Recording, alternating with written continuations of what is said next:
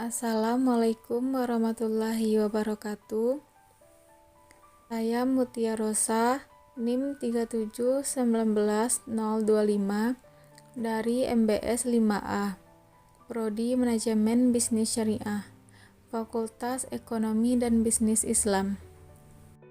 Baiklah, saya akan menjelaskan materi mengenai topik Public Relation dan hubungan internal perusahaan. Public Relation adalah metode komunikasi yang meliputi berbagai teknik komunikasi, di mana di dalam kegiatannya terdapat suatu usaha untuk mewujudkan hubungan yang harmonis antara suatu badan atau perusahaan dengan publiknya. Dengan demikian, dapat disimpulkan bahwa public relation merupakan suatu fungsi manajemen. Di sini diciptakan suatu aktivitas untuk membina dan memelihara sikap budi yang menyenangkan bagi suatu lembaga atau perusahaan di suatu pihak dengan publik di pihak lain.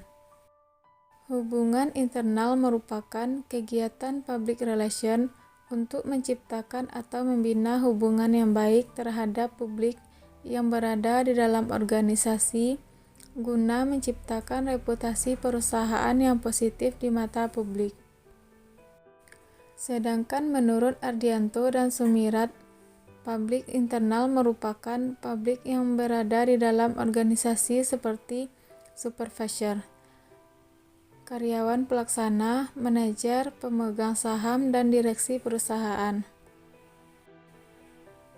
Secara garis besar, pernyataan seorang ahli mengenai publik internal pada suatu perusahaan yakni meliputi 1. Employee relation atau hubungan dengan para pegawai. Kegiatan public relation untuk memelihara hubungan khususnya antara manajemen dengan para karyawannya. Hubungan ini dalam rangka kepegawaian secara formal. Employee public atau publik pegawai adalah salah satu internal publik yang dijadikan salah satu sasaran dari kegiatan PR di dalam untuk mencapai tujuan organisasi. Mereka merupakan suatu potensi yang sangat berarti dalam organisasi. Potensi mana yang dapat dikembangkan lebih dari sebelumnya. Seorang PR haruslah berkomunikasi secara langsung dengan karyawan. Ia harus senantiasa mengadakan kontak pribadi atau personal kontak, misalnya dengan bercakap-cakap dengan mereka, sehingga dapat mengetahui kesulitan, keinginan, harapan, dan perasaannya. 2. Manager relation atau hubungan dengan para manajer.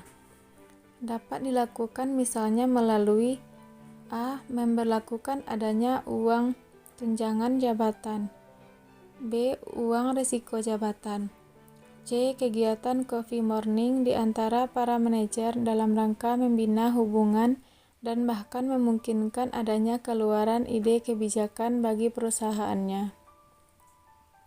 D. Jika memungkinkan menyediakan alat transportasi bagi kepentingan dinas. E. Rumah dinas. 3. Labor relation atau hubungan dengan para buruh. Kegiatan public relation dalam rangka memelihara hubungan antara pimpinan dengan serikat buruh dalam perusahaan dan turut menyelesaikan masalah-masalah yang timbul antara keduanya. Disinilah letak peranan public relation, di mana ia harus mengadakan tindakan-tindakan preventif mencegah timbulnya kesulitan-kesulitan. Dengan demikian, PR berarti turut juga melancarkan hubungan yang harmonis antara kedua belah pihak. Misalnya, A. Menyelesaikan kasus tentang ada rasa permusuhan terhadap pimpinan dan sebagainya. B. Tuntutan kenaikan upah sampai terjadi mogok kerja. C. Kasus PHK, dan lain-lain. 4. Stockholder relation atau hubungan dengan para pemegang saham.